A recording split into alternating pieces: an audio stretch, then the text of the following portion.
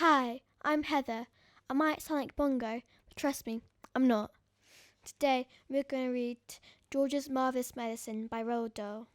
Chapter 1, Grandma. I'm going shopping in the village, George's mother said to George on Saturday morning. So be a good boy and don't get up to mischief. This was a silly thing to say to a small boy at any time. It immediately made him wonder what sort of mischief he might get up to. And don't forget to give Grandma her medicine at 11 o'clock, the mother said. Then out she went, closing the back door behind her. Grandma, who was dozing in her chair by the window, opened one wicked little eye and said, "Now you heard what your mother said, George. Don't forget my medicine." "No, Grandma," George said. "And just try to behave yourself for once while he's away." "Yes, Grandma," George said. George was bored to tears. He didn't have a brother or sister.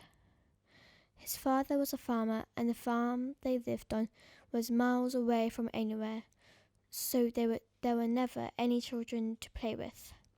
He was tired of staring at pigs.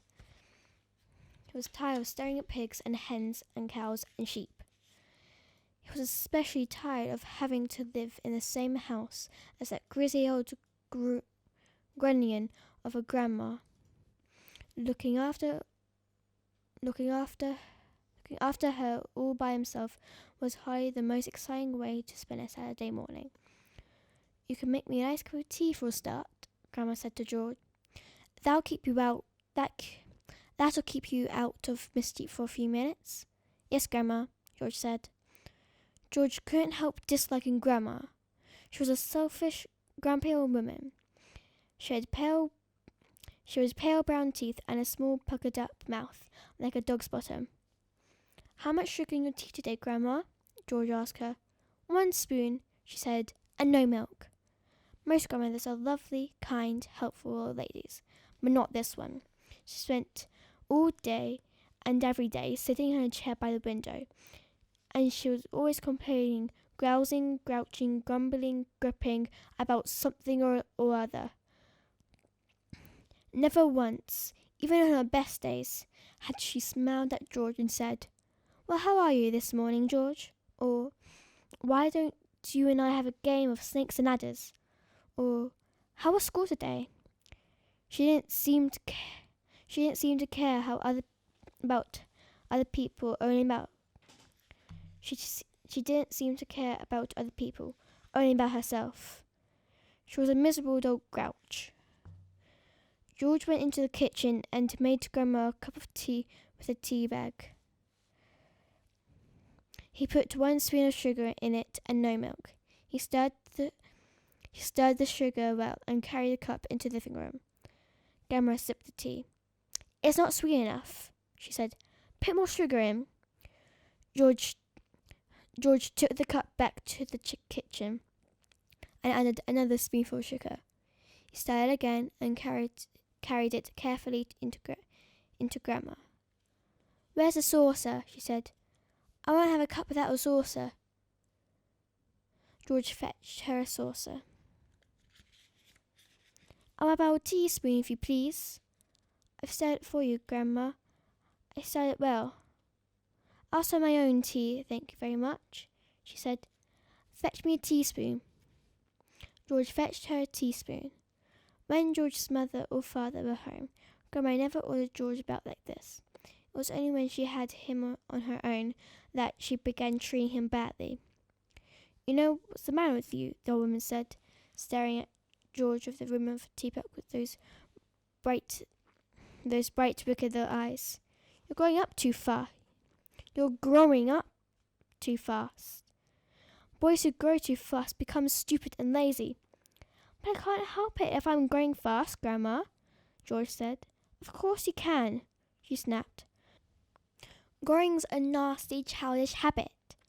"But we have to grow, Grandma. If we didn't grow, we'd never be grown-ups." "Rubbish, boy, rubbish," she said. "Look at me. Am I growing?" "Certainly not." "But you did once, Grandma. Only very little." The old woman answered. "I gave up growing when I was extremely small, along with other nasty childish habits. like laziness and disobedience, and greed and sloppiness, and untidiness and stupidity. You haven't given up any of these things, have you? I'm still only a little boy, Grandma. You're 8 years old, she snorted. That's old enough to know better. If you don't stop growing soon, it'll be too late. Too late for what, Grandma? It's ridiculous, she went on. You're nearly as tall as me already. George took a good look at Grandma. She certainly was a very tiny person. Her legs were so short, she had to have a footstool to put her feet on. And her head only came halfway up the back of the armchair. Daddy says it's fine for a man to be tall, George said. Don't listen to your daddy, Grandma said. Listen to me. But how do I stop myself growing? George asked her. Eat less chocolate, Grandma said. Does chocolate make you grow?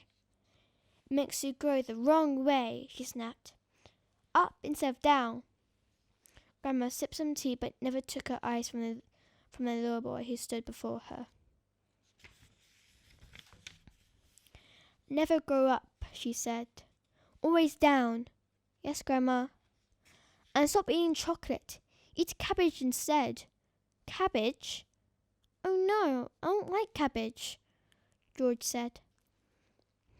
It's not what you like or what you don't like, Grandma snapped. It's what's good for you that counts. From now on, you must eat cabbage 3 times a day. Mountains of cabbage. And if it has caterpillars, and it's got caterpillars in it, so much the better. Ouch, George said. Caterpillars give you brains, the old woman said. Mummy washes them down the sink, George said. Mummy's as stupid as you are, Grandma said. Cabbage doesn't taste of anything without a few boiled caterpillars in it, too. Slugs, too. Not slugs, George cried out. I couldn't eat slugs. Whenever I see a live slug on a piece of lettuce, Grandma said, I gobble it up quick before it crawls away. Delicious. She squeezed her lips together tight, so her mouth became a tiny wrinkled hole. Delicious, she said again. Worms and slugs and beetly bugs. You don't know what's good for you. You're joking, Grandma. I never joke, she said. Beetles are perhaps best of all.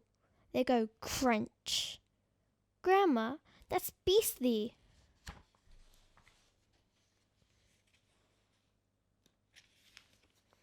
The old hag grinned, showing those pale brown teeth. Sometimes, if you're lucky, she said, you get a beetle inside of the stem of a stick of celery. That's what I like. Grandma, how could you? You find all sorts of nice things in sticks of raw celery, the old woman went on. Sometimes it's earwigs. I don't want to hear about it, cried George. A big fat earwig is very tasty, Grandma said, licking her lips. But you've got to be very quick, my dear. When you put one of those in your mouth, it has a pair of sharp nippers at the back of it on its back end, and if it grabs your tongue with those, it never lets go. So you've got to bite the earwig first, chomp, chomp, before it bites you. George started edging towards the door. He wanted to get as far away as possible from this filthy old woman. You're trying to get away from me, aren't you? She said, pointing a finger straight at George's face. You're trying to get away from Grandma. The little George stood by this door, staring at the old hag in the chair. She stared back at him. Could it be, George wondered, that she was a witch? He had always thought witches were only fairy tales, but now he was not so sure. "Come close to me, little boy," she said, beckoning him with a horny finger. Come closer to me, and I will tell you secrets." George didn't move. Grandma didn't move either. "I know a great many secrets," she said. And suddenly she smiled. It was a thin, icy smile, the kind a snake might make just before it bites you. "Come over here to Grandma, and she'll whisper secrets to you." George took a step backwards, edging closer to the door. "Mustn't be frightened for your old grandma," she said, smiling that icy smile. George took another step backwards. "Some of us," she said, and all at once she was leaning forward in her chair and whispering in a throaty sort of voice George had never heard her use before. "Some of us," she said, "have magic powers that can twist creatures of this earth into wondrous shapes." A tingle of electricity flashed down the length of George's spine. He began to feel frightened. "Some of us," the old woman went on, "have fire on our tongues and sparks on our bellies and wizardry in the tips of our fingers. Some of us know secrets that make your hair stand up on end and your eyes pop out of their sockets." George wanted to run away, but his feet seemed stuck to the floor. "We know how to make your nails drop off and teeth grow out of your fingers instead." George began to tremble. It was her face that frightened him most of all. The frosty smile. The brilliant, unblinking eyes. We know how to have you wake up in the morning with a long tail coming out from behind you." "Grandma," he cried out, "stop!" "We know secrets, my dear, about dark places where dark things live, and squirm and slither all over each other." George made a dive for the door. "It doesn't matter how far you ran," he heard her saying. "You won't ever get away." George ran into the kitchen, slamming the door behind him. Chapter 2. The Marvellous Plan. George sat himself down at the table in the kitchen. He was shaking a little. Oh, how he hated Grandma. He really hated that horrid old witchy woman, and all of a sudden he had a tremendous urge to do something about her. Something whopping, something absolutely terrific. A real shocker. A sort of explosion. He wanted to blow away the witchy smell that hung about her in the next room. He may have only been 8 years old, but was a brave little boy. He was ready to take this woman on. "I'm not going to be frightened by her," he said softly to himself. But he was frightened. And that's why he wanted to suddenly explode her away. Well, not quite away, but he did want to shake the old woman up a bit. Very well then. What should it be, this whopping, terrific, exploding shocker for Grandma? He would have liked to put a firework bang under her chair, but he didn't have one. He would have liked to put a long green snake down the back of her dress, but he didn't have a long green snake. He would have liked to put 6 black rats in the room with her and lock the door, but he didn't have 6 black rats. As George sat there pondering this interesting problem, his eye fell upon the bottle of Grandma's brown medicine standing on the sideboard. And what in stuff it seemed to be. 4 times a day, a large spoonful of it was shoveled into her mouth, and it didn't do her the slightest bit of good. She was always just as horrid after she had it as she'd been before. The whole point of medicine, surely, was to make a person better. If it didn't do that, it was quite useless. "So ho!" thought George suddenly. Aha! Oh, I know exactly what to do. I shall make her a new medicine. One that is so strong and so fierce and so fantastic it will either cure her completely or blow off the top of her head. I'll make her a magic medicine. A medicine no doctor in the world has ever made before. George looked at the kitchen clock. It said 10:05. There was only an hour left before Grandma's next dose was due at 11. Here we go then, cried George, jumping up from the table. A magic medicine it shall be.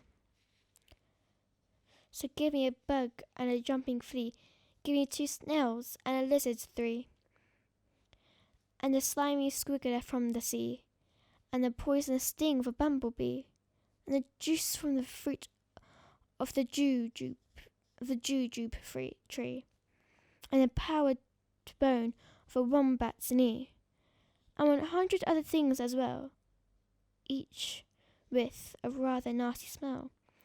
I'll stir them up, I'll boil them long, a mixture tough, a mixture strong, and then hey ho, and down it goes, a nice big spoonful, hold your nose. Just gulp it down and have no fear. How do you like it, Granny dear? Will she go pop? Will she explode? Will she go flying down the road? Will she go poof in a puff of smoke? Start fizzing like a can of Coke? Who knows? Not I. Let's wait and see. I'm glad it's neither you nor me. Oh, Grandma, if you only knew what I've got in store for you. Chapter 3. George begins to make the medicine. George took an enormous saucepan out the cupboard and placed it on the kitchen table. George, came the shrill voice from the next room. What are you doing? Nothing, Grandma, he called out. You needn't think I can hear you just because you closed the door. You're rattling the saucepans. I'm just tidying the kitchen, Grandma. Then there was silence. George had absolutely no doubts whatsoever about how he was going to make his famous medicine. He wasn't going to fool about wondering whether to put in a little bit of this or a little bit of that. Quite simply, he was going to put in everything he could find. There'd be no messing about, no hesitating, no wondering whether a particular thing would knock the old girl sideways or not. There would be this. Whatever he saw, if it was runny or powdery or gory, it went in. Nobody'd ever made a medicine like that before. If it didn't actually cure Grandma, then it would anyway cause some exciting results. All be worth watching. George decided to work his way round the various rooms one at a time and see what they had to offer. He'll go first to the bathroom. There was also funny things in the bathroom, so upstairs he went, carrying the enormous 2-handled saucepan before him. In the bathroom, he gazed longingly at the famous dread medicine cupboard, but he didn't go near it. It was the only thing the entire house was forbidden to touch. He'd made solemn promises to his parents about this, and he wasn't going to break them. There was things in there they had told him that could actually kill a person, although he was out to give Grandma a pretty fiery mouthful. He didn't really want a dead body on his hands. George put the saucepan on the floor and went to work. Number 1 was a bowl labelled golden gloss hair shampoo. He emptied it into the pan. That ought to wash her tummy nice and clean, he said. He took a full tube of toothpaste and squeezed out the whole lot in one long worm. Maybe that would brighten up those horrid brown teeth of hers, he said. There was an aerosol can of superfoam shaving soap belonging to his father. George loved playing with the aerosols. He pressed the button put his finger in it till there was nothing left. A wonderful mountain of white foam built up in the giant saucepan. With his fingers he scooped out the contents of a jar of vitamin-enriched face cream. It meant a small bottle of scarlet nail varnish. If the toothpaste doesn't clear teeth, George said, then this will paint them as red as roses. He found another jar of creamy stuff labelled hair remover. Smear it on your legs, it said, and allow it to remain for 5 minutes. George tipped it all into the saucepan. There was a bottle with yellow stuff inside it, called Dishworth's famous dandruff cure. In it went. There was something called brilliant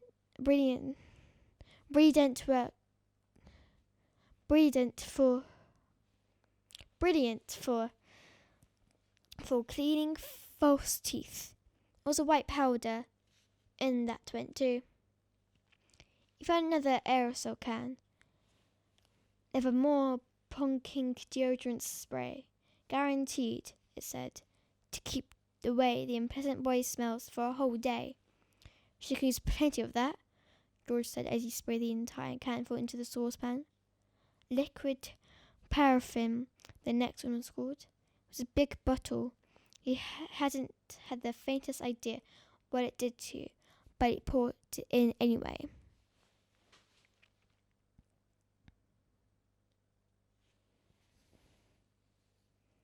Where was I? That, he thought, looking round him, was about all from the bathroom. On his mother's dressing table in the bedroom, George found yet another lovely aerosol can. It was called Hegler's hair set. Hold 12 inches away from the hair and spray lightly. He squirted the whole lot into the saucepan. He did enjoy squirting these aerosols. There was a bottle of perfume called Flowers of Turnips. It smelled of old cheese. In it went, and in, too, went a large round box of powder. It was called Pink Plaster. There was a powder puff on top, and he threw that in as well for luck. He found a couple of lipsticks. He pulled the greasy red things out of their little cases and added them into the mixture. The bedroom had nothing more to offer, so George carried the enormous saucepan downstairs and trotted into the laundry room, where the shelves were full of kind of household items. The first one he took down was a large box of super white for automatic washing machines. Dirt, it said, will disappear like magic.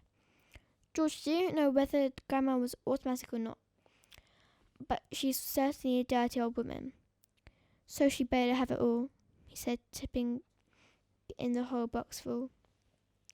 Then there was a big tin of Waxwell floor polish. It removes filth and flour messes from your floor and leaves everything shiny bright, it said. George scooped the orange-coloured waxy stuff out of the tin and plonked it into the pan. There was a round cardboard carton labelled Flea Powder for Dogs. Keep it well away from the dog's food, it said, because this powder, if eaten, will make the dog explode. Good, said George, pouring it all into the small saucepan. He found a box of canary seed on the shelf. Perhaps it'll make the old bird sing, he said, and in it went. Next, George explored the box with shoe cleaning materials, brushes, and tin dusters. Well, now, he thought, Grandma's medicine is brown, so my medicine must also be brown, or she'll smell like a rat. The way to colour it, he decided, would be with brown shoe polish.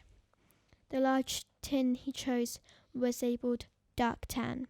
Splendid. He scooped it all out with an old spoon and plopped it onto the pan. He would stir it up later on his way back to the kitchen. On his way back to the kitchen, George saw a bowl of gin standing on the sideboard. Grandma was very fond of gin. She was allowed to have a small nip of it every evening. Now he would give her a treat, but he would pour the whole bottle.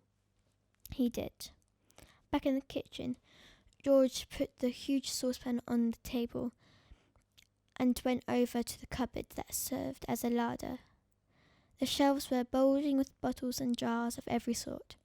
He chose the following and emptied them down one by one into the saucepan.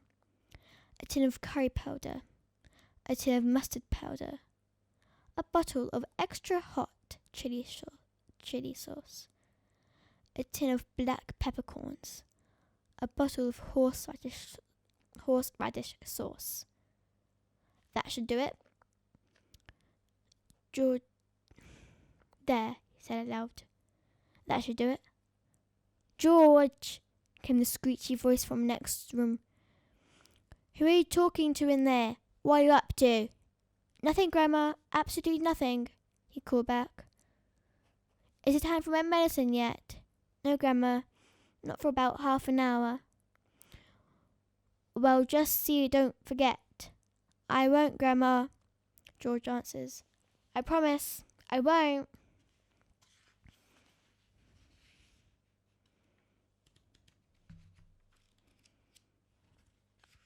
Forgot what chapter we're on. Let's see. Oh, chapter 4. Animal pills. At this point, George suddenly had an extra good wheeze.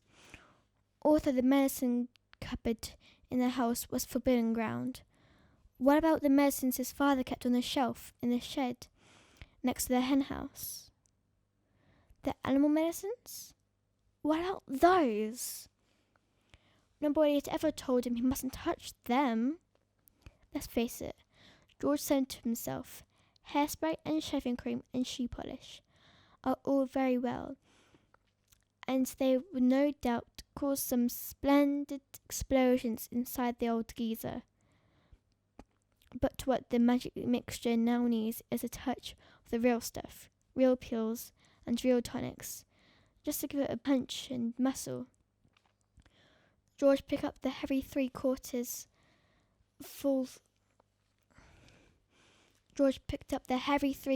full saucepan and carried it out of the back door.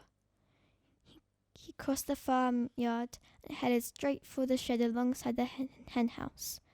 He knew his father wouldn't be there. He was out haymaking in one of the meadows. George entered the dusty old shed and put the saucepan on the bench. Then he looked up at the medicine shelf. There were 5 big bottles there. 2 were full of pills, 2 were full of runny stuff, and 1 was full of powder. I'll use them all, George said. Go and use them. Boy, does she need them. The first bottle he took down contained an orange-coloured powder. The label said, "For chickens with foul pest, hen gripe sore beaks, gummy legs, cockeritis, egg trouble, broodiness, or loss of feathers. Mix 1 spoonful only with each bucket of feed." Well, said George aloud to himself, as he tipped the whole bottle full, the old bird won't be losing any feathers after she's had a dose of this. The next bottle he took down had about 500 gigantic purple pills in it. "For horses with horse throats," it said on the label. "The horse-throated horse should suck 1 pill twice a day." Grandma may not have a horse throat, George said, but she certainly got a sharp tongue.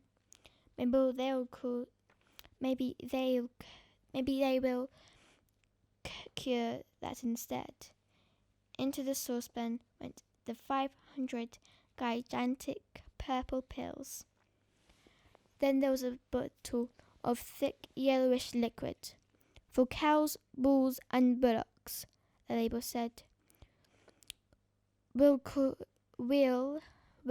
cure cowpox, cowmang, crumpled horns, bad breath in bulls, earache, toothache, headache, hoofache, tailach, and sore udders. That grumpy old cow in the living room has every one of those rotten illnesses, George said.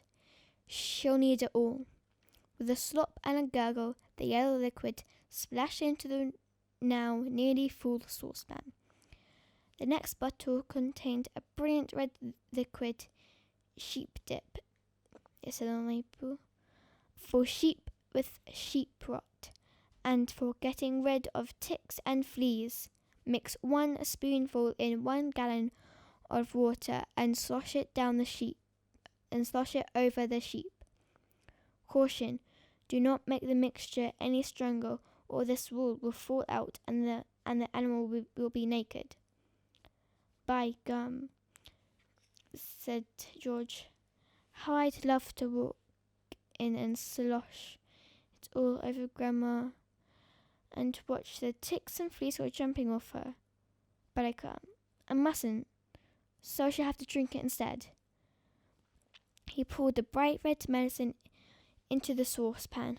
The last bottle on the shelf was full of pale green pills. Pig pills, the label announced. For pigs with pork prickles, tender trotters, bristle bright, and swine sickness. Give 1 pill per day. In severe cases, 2 pills may be given, but more than that will make the pig rock and roll. Just the stuff, said George. That miserable old pig back there in the house. She'll need a very big dose. He tipped all the green pills, hundreds and hundreds of them, into the saucepan. There was an old stick lying on the bench that had been used for stirring paint. George picked it up and started to stir his marvellous concoction. The mixture was as thick as cream, and he stirred and stirred. Many wonderful colours rose up from the depths and blended together, pinks, blues, greens, yellows, and browns. George went on stirring until it was all well mixed.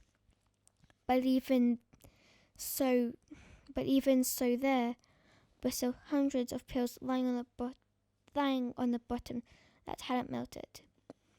And there was his mother's splendid powder puff floating on the surface. I shall have to boil it all up, George said. 1 good quick boil on the stove is all it needs. And with that he staggered back towards the house with the enormous heavy saucepan. On the way he passed the garage, so he went in to see if he could find any other interesting things. He added the following: 1/2 pint of engine oil to keep Grandma's engine going smoothly, some antifreeze to keep her radiator from freezing up in winter, a handful of grease to grease her creaking joints. Then back to the kitchen. Chapter 5. The Cook-Up. In the kitchen, George put the saucepan on the stove and turned up the gas, flame underneath it, as high as it would go. "George," came the awful voice from the next room, "it's time for my medicine." "Not yet, Grandma," George called back. "It's still 20 minutes from 11 o'clock. "What mischief are you up to in there now?" Granny screeched. "I hear noises." George thought it best not to answer this one. He found a long wooden spoon in the kitchen drawer and began stirring hard. The stuff in the pot got hotter and hotter. Soon the marvellous mixture began to froth and foam. A blue rich smoke, the colour of peacocks, rose from the surface of the liquid, and a fiery, fearsome smell filled the kitchen, making George choke and splutter. It was a smell unlike any he had smelled before. It was a brutal and bewitching smell, spicy and staggering, fierce and frenzied, full of wizardry and magic. Whenever he got a whiff of it up his nose, firecrackers went off in his skull and electric prickles ran along the backs of his legs. It was wonderful to stand there and staring at this amazing mixture, and to watch it smoking blue and bubbling and frothing and foaming as though it were alive. At one point, he could have sworn he saw bright sparks flashing in the swirling foam. And suddenly, George found himself dancing around the steam pot, chanting strange words that came to his head over and over.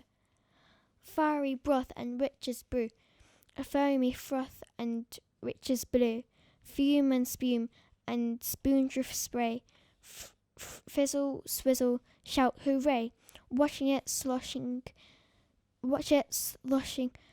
swashing, sploshing, hear it hissing, squishing, spissing, Grandma Bella start to pray. Thanks for watching part 1 of George's Marvellous Medicine. Please click the link above for part 2. Please like the video, leave us a comment below, and subscribe to our channel for more bedtime stories. Until next time, take care, stay safe, and see you soon.